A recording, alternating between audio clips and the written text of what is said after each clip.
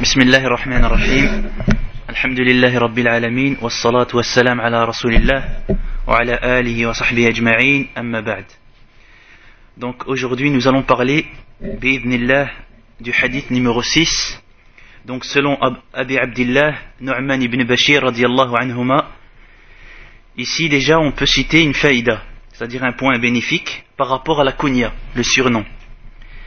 Et cela était quelque chose de connu chez les Arabes. La personne, elle a un nom, un prénom et un surnom, une kunya. C'est le fait de l'appeler par le père d'un tel ou la mère d'un tel. Et la plupart du temps, le surnom est en fonction du nom des enfants. Si l'enfant s'appelle par exemple Malik, alors la kunya sera Abu Malik, le père de Malik. Et parfois, le surnom est donné en fonction d'une situation. Comme le surnom de Ali ibn Abi Talib radiallahu anhu, qui avait la kunya de Abi Turab. Turab qui est la terre, la terre. Abi Turab que le prophète alayhi salatu wassalam lui-même lui a donné, en fonction d'une situation qui est arrivée. Et la kunya est une sunna religieuse et aussi une tradition arabe. Donc, ici le hadith selon Nu'man ibn Bashir radiallahu anhuma. Et on dit radiallahu anhuma qu'Allah les agrée, eux deux. Pourquoi? Parce que Nu'man ibn Bashir, Nu'man et son père sont des compagnons du prophète alayhi salatu wassalam. Il dit, j'ai entendu le prophète alayhi salatu wassalam dire, le licite est clair et l'illicite est clair. Et entre eux, il y a des choses tendancieuses, ambiguës, que beaucoup de gens ne connaissent pas. Ici, on voit que les points législatifs sont de trois sortes. Il y a le licite, l'illicite et ce qui est ambigu. Le licite clair et évident est celui dont les choses licites sont apparents, sans aucune ambiguïté, comme c'est le cas pour la plupart des nourritures et des boissons, et aussi les mu'amalat, c'est-à-dire les transactions et les agissements. Et il y a des choses illicites, al-haram, qui sont claires, sans ambiguïté, car il y a un texte religieux clair qui interdit telle ou telle chose, comme le fait de s'adonner à l'usure, riba, dans les transactions, ou encore l'adultère, ou encore le mensonge, la tricherie, dans le comportement, le fait de manger pendant les jours du mois de Ramadan, le fait de délaisser la prière. Et l'origine par rapport aux choses, al-asl fil ashya, l'origine par rapport aux choses, c'est la permission, telle que la nourriture, la boisson, les vêtements, et les agissements, les transactions. Rien de cela n'est interdit jusqu'à ce qu'il y ait une preuve législative qui prouve l'interdissement de cette chose-là.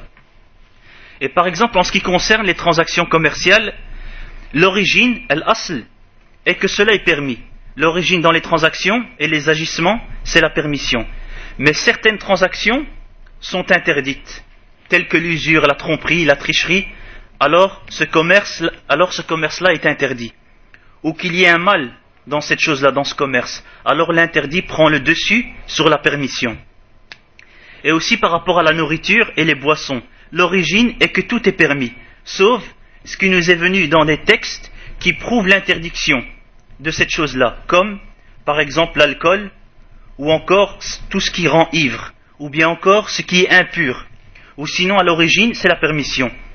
Et il y a aussi tout ce qui peut provoquer un mal ou qui représente une saleté, najasa, une saleté ou une mauvaise apparence, comme les insectes par exemple, qui ont un aspect, une apparence mauvaise.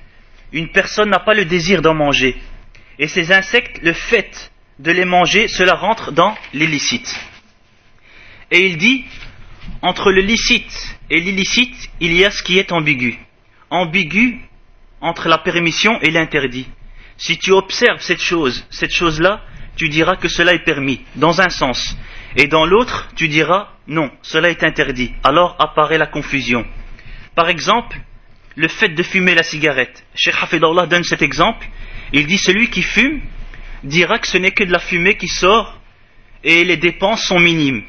Et si l'on voit l'autre côté, l'autre aspect de la chose, en ce qui concerne les mots, certes, nous allons en trouver. Donc, il y a des ambiguïtés par rapport à cela, chez les gens. Et ces choses-là qui sont ambiguës chez les gens, elles peuvent être ambiguës aussi chez certaines personnes qui font partie des gens de la science. Alors que chez d'autres qui font partie de la science, cela est tout à fait clair pour eux. Cela dépend en fait des preuves religieuses et de la façon d'examiner ces choses-là. Dans tous les cas, il y a des choses dont la permission est claire et évidente. Il y a des choses dont l'interdit est clair et évident, et il y a des choses où il y a un doute. Et et il y a des choses où il y a un doute. C'est-à-dire, est-ce que cela fait partie des choses licites ou non? Alors, comment doit-on nous comporter? Comment doit-on nous comporter dans ce cas-là? S'il nous paraît avec des... comment doit-on se comporter dans ce cas-là? S'il nous paraît avec des comparaisons que cela est proche de l'illicite, du licite, alors on le rend parmi les choses licites. Et s'il nous apparaît avec des comparaisons que cela est plus proche de l'illicite, alors on le rend parmi les choses illicites.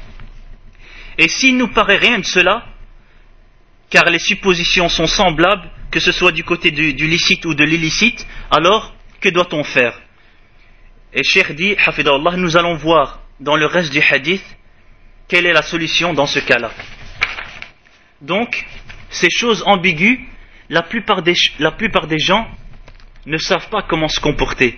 Et ces gens-là sont les gens de la masse, al-awam, car les gens de science savent faire la distinction dans les choses ambiguës, après avoir étudié la chose avec les règles du licite et de l'illicite.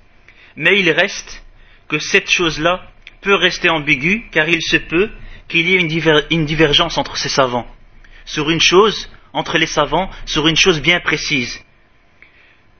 Certains savants la rendent licite et d'autres illicite. Donc cela peut constituer dans ce cas-là une ambiguïté. Et la plupart des gens ne savent pas tout cela, car il faut étudier la chose et l'examiner, faire des recherches pour connaître tout cela. Et la plupart des gens n'ont pas les capacités à faire justement ces recherches-là. Et donc, comme on a dit tout à l'heure, alors quelle est la solution lorsqu'il y a une ambiguïté? Le prophète alayhi salatu wassalam dit, celui qui craint, qui s'éloigne des ambiguïtés, il protège alors sa religion et son honneur. Et celui qui tombe dans les ambiguïtés, alors il tombe dans l'interdit. Donc, ce qui nous est demandé quant aux choses qui sont tendancieuses, dont on ne sait pas la sentence claire, c'est de la délaisser. Comme le prophète alayhi salatu wassalam a dit dans un hadith authentique, délaisse ce qui est tendancieux pour ce qui ne l'est pas. Et tout ce qui est douteux, tout ce qui est douteux, on le délaisse.